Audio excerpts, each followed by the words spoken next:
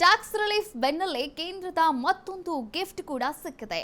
Repo rate ಕಡಿಮೆಯನ್ನ ಮಾಡಿ ಖುಷಿ ಕೊಟ್ಟಿದೆ ಆರ್ಬಿಐ.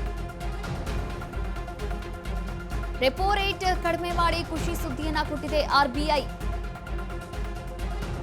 25 ಮೂಲಾಂಕಗಳಷ್ಟು ರೆಪೋವನ್ನ ಇಳಿಕೆ ಮಾಡಿದೆ RBI. RBI governor Sanjay Malhotra ಈ ಬಗ್ಗೆ ಮಾಹಿತಿಯನ್ನ ಕೂಡ ನೀಡಿದ್ದಾರೆ. ಟ್ಯಾಕ್ಸ್ ರಿಲೀಫ್ ಬೆನ್ನಲ್ಲೇ ಕೇಂದ್ರದ ಮತ್ತೊಂದು ಗಿಫ್ಟ್ ಇಡೀ ಜನರಿಗೆ ಸಿಕ್ಕಿರುವಂತದ್ದು. ಟ್ಯಾಕ್ಸ್ ರಿಲೀಫ್ ಬೆನ್ನಲ್ಲೇ ಕೇಂದ್ರದ ಮತ್ತೊಂದು ಗಿಫ್ಟ್ ಸಿಕ್ಕಿದೆ.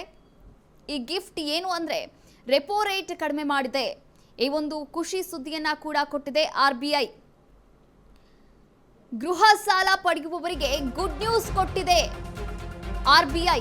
ಗೃಹ ಸಾಲ ಪಡೆಯುವವರಿಗೆ ಗುಡ್ ನ್ಯೂಸ್ ಕೊಟ್ಟಿದೆ ಆರ್ಬಿಐ. 5 ವರ್ಷಗಳ ಬಳಿಕ ರೆಪೋ ದರ ಇಳಿಕೆ ಮಾಡಿದೆ ಆರ್ಬಿಐ.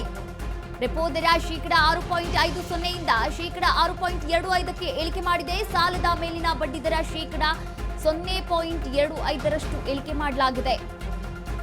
ಜಿಡಿಪಿ ಬೆಳವಣಿಗೆಯ ದರ 6.7ಕ್ಕೆ ತಲುಪುವ ನಿರೀಕ್ಷೆ ಕೂಡ ಇರುವಂತದ್ದು.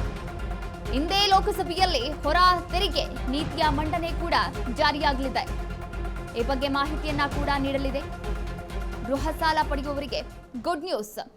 ಟ್ಯಾಕ್ಸ್ ರಿಲೀಫ್ ಏನಿತ್ತು, 12 ಲಕ್ಷದವರೆಗೂ ಕೂಡ ಆದಾಯ ತೆರಿಗೆ ಇಲ್ಲ, ಶೂನ್ಯ ತೆರಿಗೆಯನ್ನ ನೀಡಬೇಕಾಗಿರುವಂಥದ್ದು.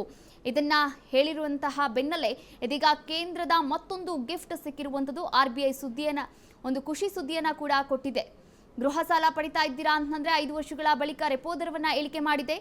ರೆಪೋ ದರ ಶೇಕಡ 6.5ರಿಂದ ಶೇಕಡ 6.25ಕ್ಕೆ ಇಳಿಕೆಯನ್ನ ಮಾಡಿದೆ. ಸಾಲದ ಮೇಲಿನ ಬಡ್ಡಿ ದರ ಶೇಕಡ 0.25ರಷ್ಟು ಇಳಿಕೆಯನ್ನ ಮಾಡಿದೆ. ಇದರಿಂದ ಜಿಡಿಪಿಯ ಬೆಳವಣಿಗೆಯ ದರ 6.7ಕ್ಕೆ ತಲುಪುವ ನಿರೀಕ್ಷೆ ಕೂಡ ಇರುವಂತದ್ದು.